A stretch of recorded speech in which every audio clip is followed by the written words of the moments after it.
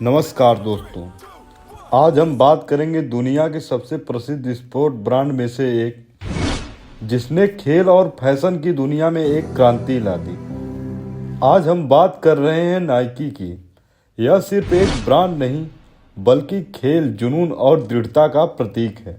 आइए जानते हैं कैसे नाइकी ने एक छोटे से जूता ब्रांड से लेकर दुनिया के सबसे बड़े स्पोर्ट्स ब्रांड तक का सफर तय किया। आज हम बात करेंगे फिल नाइट की, जिन्होंने अपनी कड़ी मेहनत और दूरदृष्टि से नाइकी को एक ग्लोबल ब्रांड बना दिया। फिल नाइट का जन्म 24 फरवरी 1938 को अमेरिका के ओरेगन राज्य में हुआ था। उनके पिता बिल नाइट एक अखबार के प्रकाशक थे। फिल का बचपन काफ़ी साधारण था, लेकिन उनकी सोच हमेशा बड़ी थी। बचपन से ही उन्हें दौड़ने और एथलेटिक्स में रुचि थी। फिल ने एक बार कहा था, आप अपनी मंजिल तक तभी पहुंच सकते हैं जब आप रुकने से इनकार कर दें। उनकी यही सोच उनकी ज़िंदगी को बदलने वाली थी। फिल ने अपनी स्कूली शिक्षा पूरी करने के बाद ओरेगन यूनिवर्सिटी में दाखिला लिया। वहां उन्होंने जर्नलिज्म में ग्रेजुएशन किया। इसके साथ ही वे यूनिवर्सिटी की एथलेटिक्स टीम के सदस्य भी थे। उनके कोच बिल बोअरमैन ने न केवल उन्हें बेहतर एथलीट बनने में मदद की, बल्कि उनके सपने को आकार देने में भी महत्वपूर्ण भूमिका निभाई। आगे चलकर ये दोनों नाइकी के को फाउंडर बने। ग्रेजुएशन के बाद फिल ने स्टैनफोर्ड यूनिवर्सिटी से MBA किया। यहीं पर उन्हें एक बिजनेस आइडिया आया, जिसने उनकी पूरी जिंदगी बदल दी। नए बिजनेस आइडिया के असाइनमेंट के दौरान फिल ने कागज के टुकड़े पर लिखा, क्या जापानी स्पोर्ट जूते जर्मन जूतों के साथ वही कर सकते हैं जो जापानी कैमरे निकोन और कैनन ने जर्मन कैमरों के साथ किया। और ये कैमरे न केवल हाई क्वालिटी के थे, बल्कि इनकी कीमत भी कम थी। उस समय दो जर्मन कंपनियां एडिडास और प्यूमा अमेरिका में चलने वाले पॉपुलर ब्रांड थे। उनकी अमेरिकी मार्केट में बहुत स्ट्रांग पोजीशन थी। लेकिन फिल ने सुना था कि जापानी कंपनियां जूते के कुछ नए डिजाइनों के ऊपर एक्सपेरिमेंट कर रहे थे, और वह यह भी जानते थे कि जापान में जूते का उत्पादन करना सस्ता होगा। इसलिए उन्होंने जापान जाने का निर्णय लिया। 1962 में फिल जापान के कोबे शहर में पहुंचे, जहां पर उन्हें टाइगर ब्रांड का एक हाई क्वालिटी रनिंग शूज मिला, जिसे ओनित्सुका कंपनी द्वारा बनाया जाता था। जूते की क्वालिटी और डिज़ाइन को देखकर फिल को विश्वास हो गया कि यह जूता अमेरिका में नई क्रांति ला सकता है। बिना देर किए वे ओनित्सुका के हेडक्वार्टर गए और उनके को फाउंडर किहाचुरी ओनित्सुका से एक मीटिंग अरेंज की। फिल नाइट ने खुद को एक अमेरिकी डिस्ट्रीब्यूटर के रूप में पेश किया। उन्होंने ओनित्सुका के जूते की तारीफ की और उन्हें अमेरिका में बेचने का प्रस्ताव रखा। किहाचिरो ओनित्सुका एक साधारण लेकिन दूरदर्शी व्यक्ति थे, और वे जान गए कि फिल के पास बिल्कुल भी बिजनेस करने का कोई एक्सपीरियंस नहीं है। लेकिन वह अपने टाइगर ब्रांड के जूते को अमेरिका में बेचने का रास्ता तलाश रहे थे। इसलिए उन्होंने इस बात को नज़रअंदाज कर दिया। एक व्यक्ति ने फिल से पूछा, आप जिस कंपनी से हैं उसका नाम क्या है? फिल घबरा गए, क्योंकि उनके पास कोई डिस्ट्रीब्यूटर कंपनी नहीं थी। तभी उनके मन में अचानक उनके बचपन के ब्लू रिबन याद आ गए, और फिल ने अपनी कंपनी का नाम ब्लू रिबन स्पोर्ट बताया। मीटिंग के एंड में किहाचिरो ने फिल के साथ अमेरिका में जूते के व्यापार करने पर सहमत हो गए, और फिल के पास अमेरिका में जो सैंपल के तौर पर 12 जोड़ी जूते भेजने का वादा किए। 3-4 महीने का समय बीत गया और जूते का सैंपल फिल के पास अमेरिका नहीं पहुंचा। तो पता लगाने के लिए उन्होंने एक लेटर लिखा कि सैंपल के साथ क्या हुआ, जिनका उनसे वादा किया गया था और जिसके लिए उन्होंने $50 दिया था। लेटर के जवाब में आया कि कुछ दिन और इंतज़ार करिए, जूते जा रहे हैं। फिल को लगा कि उनके साथ फ्रॉड हुआ है और उनके पैसे डूब गए हैं।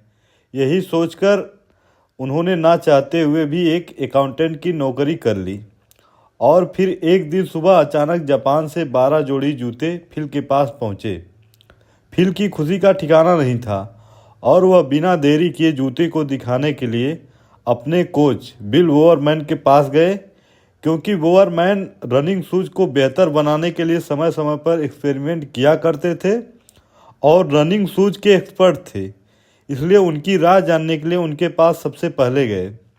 आश्चर्य की बात यह है कि बिल वोवरमैन को यह जूता इतना पसंद आया कि उन्होंने तुरंत इस बिजनेस में फिल नाइट के पार्टनर बन गए और ब्लू रिबन स्पोर्ट के को फाउंडर बनने के लिए राजी हो गए और दोनों ने $500 लगाकर जापान से 300 जोड़ी जूते ऑर्डर किए, जिसकी कीमत $3.33 प्रति जोड़ी थी। और फिल नाइट ने ओनित्सुका को एक लेटर लिखा और पूछा कि क्या blue ribbon sport western USA में इन टाइगर शूज का स्पेशल डिस्ट्रीब्यूटर बन सकता है, जिस पर ओनित्सुका सहमत हो गए। और कुछ ही समय बाद अप्रैल 1964 में जापान से 300 टाइगर जूते अमेरिका पहुंचे। अभी तक फिल के पास कोई स्पोर्ट शॉप नहीं थी, जिसके कारण जूते के सेलिंग में समस्या हो रही थी। इसलिए फिल ने लोकल स्पोर्ट शॉप पर जूते को बेचने के लिए गए, लेकिन किसी ने कोई दिलचस्पी नहीं ली। इसलिए फिल ने स्पोर्ट ग्राउंड और क्लब जाना शुरू कर दिया और अपनी कार की डिग्गी में रखकर जूते बेचना शुरू किया। कड़ी मेहनत के बाद 300 जोड़ी 3 महीने में ही बिक गए, जिससे कुल मिलाकर $8,000 की इनकम हुई, जिससे फिल ने जापान से 900 जूतों का ऑर्डर कर दिया और इसकी सेलिंग के लिए सेलर के रूप में स्टाफ की भर्ती की, जिसमें ज़्यादातर एथलीट थे, क्योंकि कंपनी स्पोर्ट के क्षेत्र में बेहतर करना चाहती थी और वह कमीशन पर काम करते थे। उन्हें प्रत्येक जोड़ी बेचने के लिए $2 मिलते थे। टाइगर जूते के बढ़ते पॉपुलैरिटी के कारण फिल को बैंक से बिजनेस लोन भी मिल गया। इसी के साथ 1966 में फिल ने जेफ जॉनसन को कर्मचारी के रूप में भर्ती किया। जॉनसन ने नाइकी का पहला खुदरा स्पोर्ट की स्थापना 1967 में सांता मोनिका, कैलिफोर्निया में की। उन्होंने कंपनी के लिए नाइक नाम सुझाया, जो ग्रीक विजय की देवी के नाम पर आधारित है। जॉनसन की नवोन्मेषी सोच और ग्राहकों के साथ मजबूत संबंधों ने नाइकी की प्रारंभिक सफलता में महत्वपूर्ण योगदान दिया। इसी के साथ ही बिल वोवरमैन ने जूते पर एक्सपेरिमेंट शुरू कर दिया था। जापान से जूते आने के बाद कुछ जूते लेते थे और उन्हें फाड़कर उनके डिजाइन के बारे में एक्सपेरिमेंट करते थे। फिर उसके बाद जूते के डिजाइन में जो बदलाव करना होता था, नोट्स बनाकर जापान भेजते थे। यानी कि ओनित्सुका के लिए बिल वोवरमैन जूते डिजाइन करने लगे। और इसी समय वोवरमैन ने फेमस ओलंपियन एथलीट को ट्रेनिंग देना भी शुरू कर दिया, जिससे उन्होंने अपने ब्रांड को और फेमस बना दिया, जिससे जूते की डिमांड बढ़ गई। 1967 में बिल वोवरमैन ने डॉक्टर विलियम जे हैरिस के साथ मिलकर जॉगिंग नाम से एक बुक पब्लिश करी। यह बुक लोगों को इतनी पसंद आई कि इसकी 10 लाख से अधिक यूनिट तुरंत बिक गई। इससे न केवल फिटनेस की दुनिया में रेवोल्यूशन लाई, बल्कि आम लोगों की जीवन शैली पर भी गहरा प्रभाव डाला। यह पुस्तक उनके कोचिंग अनुभव और फिटनेस के प्रति उनके दृष्टिकोण पर आधारित थी। इसमें उन्होंने बताया कि जॉगिंग एक सरल, सुलभ और प्रभावी व्यायाम है, जो किसी भी उम्र में किया जा सकता है। लोगों के बीच जॉगिंग की लोकप्रियता को देखते हुए नाइकी ने जॉगिंग के लिए कॉटेज जूते की डिजाइन किया, जो कि सबसे अधिक बिकने वाला जूता बन गया, जिससे ब्लू रिबन ने लगभग $3 लाख का इनकम बनाया। इसके साथ ही ओनित्सुका ने ब्लू रिबन को पूरे अमेरिका का डिस्ट्रीब्यूटर बना दिया। यह काम इतना आसान नहीं था, क्योंकि फिल ने ओनित्सुका से झूठ बोला था कि उसके पास अमेरिका के पूर्वी तट पर भी ब्लू रिबन स्पोर्ट की ऑफिस है। इसलिए फिल को पूर्वी तट पर ऑफिस बनाने के लिए बहुत सारे पैसों की ज़रूरत थी, जिसके लिए फिल ने लोगों से ब्लू रिबन में पैसे निवेश करने की पेशकश की और कहा कि यह एक तेज़ी से बढ़ती कंपनी है जो कि पूरे अमेरिका में अपना विस्तार करना चाहती है। लेकिन किसी ने कोई प्रतिक्रिया नहीं दी। यह अपमानजनक और बेहद चिंताजनक भी है। किसी ने ब्लू रिबन पर विश्वास नहीं किया। आखिरकार उन्हें एक इन्वेस्टर मिल गए, जो कि उनकी कंपनी के कर्मचारियों में से एक बॉब बुडेन के माता पिता थे, और उन्हें पता था कि कंपनी को पैसे की सख्त ज़रूरत है, और उन्होंने अपने जीवन की सेविंग का सारा पैसा जो कि $8,000 थे, ब्लू रिबन में लगाया, जिससे वे वित्तीय संकट में आ गए और काफ़ी परेशानियों का सामना करना पड़ा। लेकिन वह ब्लू रिबन को जीवित रखना चाहते थे। फिर उनका पैसा नहीं लेना चाहते थे, लेकिन बैंक उन्हें लोन देने से मना कर दिया था, इसलिए उनके पास कोई अन्य विकल्प नहीं था। अच्छी बात यह है कि फिल और बोवरमैन दोनों ही जापानी ब्रांड की क्वालिटी का बहुत ही सम्मान करते थे और यह निश्चित रूप से यह दोनों के फायदे का सौदा भी लगता था, क्योंकि ओनित्सुका ब्लू रिबन स्पोर्ट के कारण ही संयुक्त राज्य अमेरिका में एक ब्रांड के रूप में फेमस हुई है।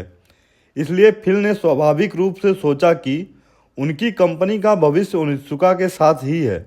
लेकिन सच्चाई यह है कि उन्हें कुछ समस्याएं थी और वह और भी बड़ी होने वाली थी। आप देखिए, ब्लू रिबन स्पोर्ट की शुरुआती सफलता के कारण नए स्टोर तेजी से खुला, जो काफ़ी रिस्की था, क्योंकि जहां उन्हें स्टोर और एम्प्लॉय की संख्या में वृद्धि के लिए पैसे की आवश्यकता की चिंता बनी रहती थी और मांग के कारण अधिक जूते भी ऑर्डर करने पड़ते थे। उदाहरण के लिए, कॉटेज जल्द ही अमेरिका में सबसे लोकप्रिय जूता बन गया था और वह अपनी क्षमता से कहीं अधिक तेजी से बिक रहा था। इसलिए फिल ने ओनित्सुका से मांग की जूते भेजने की प्रक्रिया को और तेज किया जाए।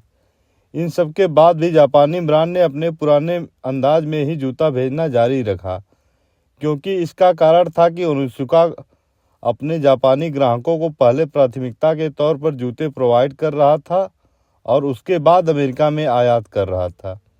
इसके साथ ही फिल और बोवरमैन द्वारा दिए गए डिजाइन एडवाइस को नज़रअंदाज करने लगे, जिसके कारण फिल और बोवरमैन ओनित्सुका के किताबी नाम के प्रतिनिधि से मीटिंग अरेंज की। लेकिन मीटिंग अजीब रही, क्योंकि किताबी ने कहा कि ब्लू रिबन की सेल बहुत खराब है और उन्हें ब्लू रिबन स्पोर्ट के साथ लंबे समय तक व्यापार करने का कोई इंटरेस्ट नहीं है। फिल यह बात नहीं समझ पा रहे थे कि किताबी ऐसा क्यों कर रहे हैं, क्योंकि फिल को लगता था कि उन्होंने पूरे अमेरिका में कंपनी का विस्तार कर लिया है और अमेरिकी लोगों में टाइगर ब्रांड को पॉपुलर करने में उनकी कंपनी का बहुत बड़ा योगदान है और जूते की सेल साल दर साल बढ़ती जा रही है। फिल ने उन्हें डाटा भी दिखाया, जिसमें 70% अमेरिकी धावक उन्हीं के जूते पहनते थे और साथ ही बोवरमैन ने उनके डिज़ाइन और क्वालिटी को बेहतर बनाने के लिए कड़ी मेहनत की। फिल को पहले से ही संदेह था कि ओनित्सुका अन्य डिस्ट्रीब्यूटरों के साथ पार्टनरशिप करने की प्लान कर रहा था और वह किताबी के बातों से स्पष्ट हो रहा था। फिल को पता चला कि ओनित्सुका अमेरिका के 18 एथलीट शूज डिस्ट्रीब्यूटरों के साथ एक मीटिंग अरेंज की है, जिससे स्पष्ट हो गया था कि ओनित्सुका गुप्त रूप से ब्लू रिबन के बजाय न्यू डिस्ट्रीब्यूटर की तलाश कर रहे हैं। फिल ने काफ़ी प्रयास किया, लेकिन बात नहीं बनी।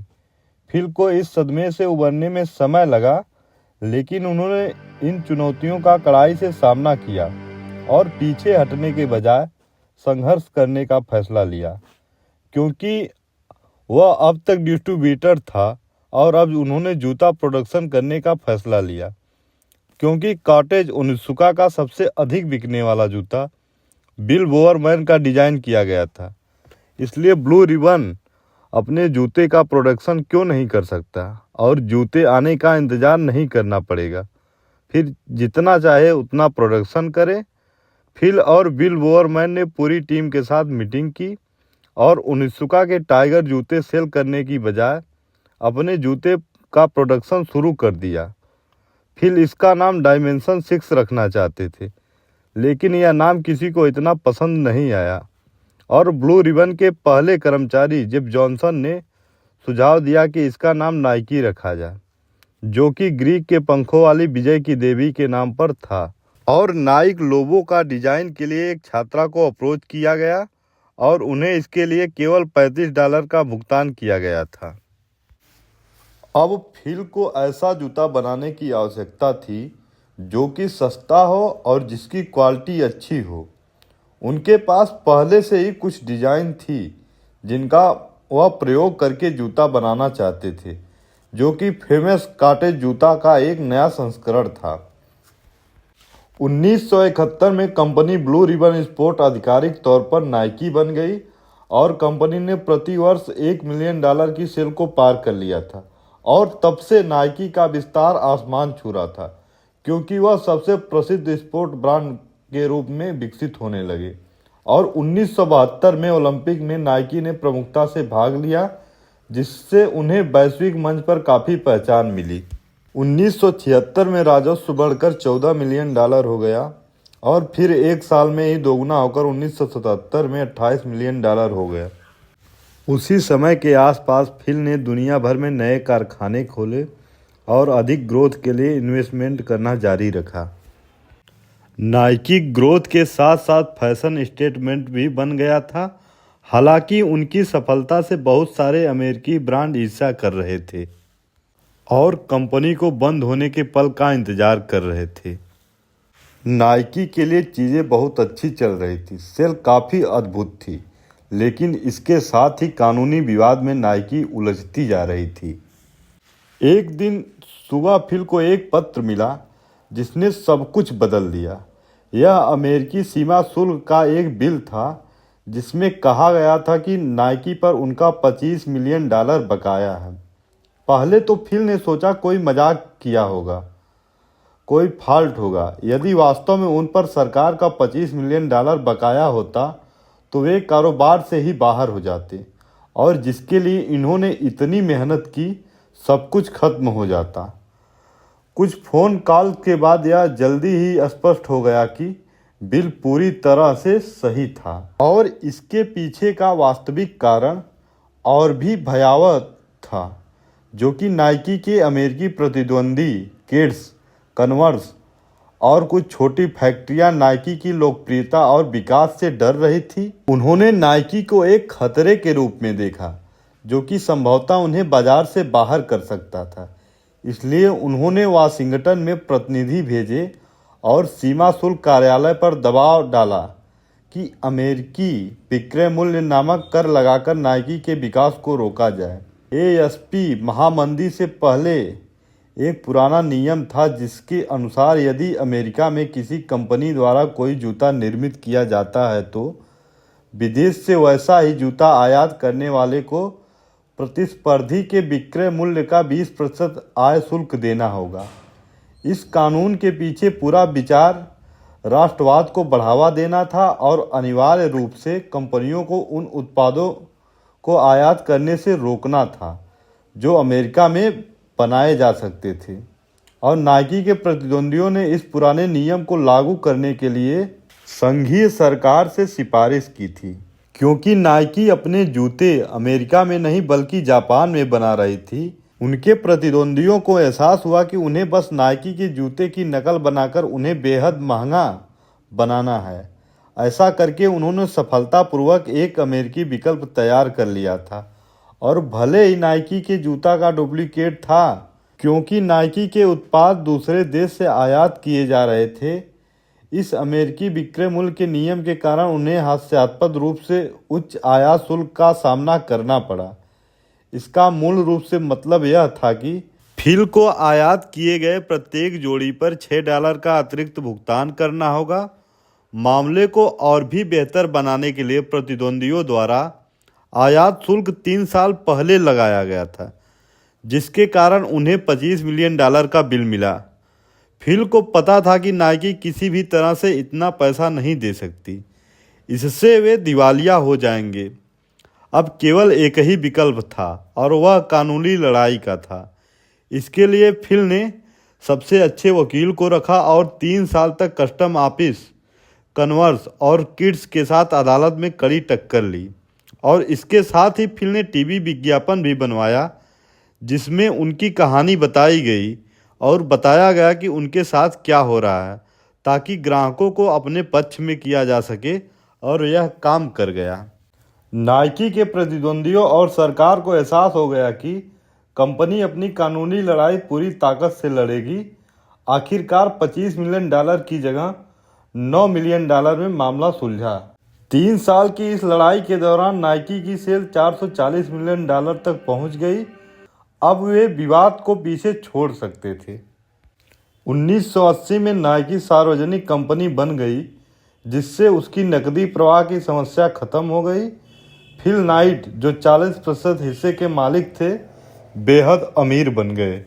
कंपनी के शुरुआती निवेशकों में से एक के माता पिता ने नाइकी को बचाने के लिए अपनी जीवन भर की बचत लगा दी थी। जब नाइकी सार्वजनिक हुई तो उनका $8,000 का निवेश बढ़कर $1.6 मिलियन हो गया। यह उनके लिए जीवन बदलने वाला क्षण था। नाइकी ने चीन में पहली अमेरिकी जूता निर्माता बनने के लिए 2 कारखानों के साथ समझौता किया। कपड़ों का व्यापार भी शुरू किया, जिससे निवेशकों और एथलीटों के साथ संबंध मजबूत हुए। नाइकी ने टाइगर वुड्स और लेब्रॉन जेम्स जैसे एथलीट्स के करियर के शुरुआती दौर में ही उन्हें साइन किया, लेकिन सबसे बड़ी डील माइकल जॉर्डन के साथ थी। उनकी एयर जॉर्डन लाइन ने सैकड़ों मिलियन डॉलर कमाए। 1986 तक नाइकी ने कन्वर्स को पीछे छोड़ दिया और अमेरिका में सबसे बड़ा स्पोर्ट ब्रांड बन गया। 1988 में नाइकी ने जस्ट डू इट नाम से स्लोगन जारी किया और इस विज्ञापन से कंपनी की सेल 3 गुना बढ़कर $9 बिलियन हो गई। 2023 तक नाइकी के पास 80,000 से ज़्यादा कर्मचारी हैं और यह 190 से ज़्यादा देशों में अपने प्रोडक्ट्स बेचती है। लेकिन आइए अब बात करते हैं इसके फाइनेंशियल डाटा की। 2023 में नाइकी की कुल कमाई थी लगभग $51.2 बिलियन, यानी 4 लाख करोड़ रुपए से भी ज़्यादा। इसका मुनाफा लगभग $5.1 बिलियन था।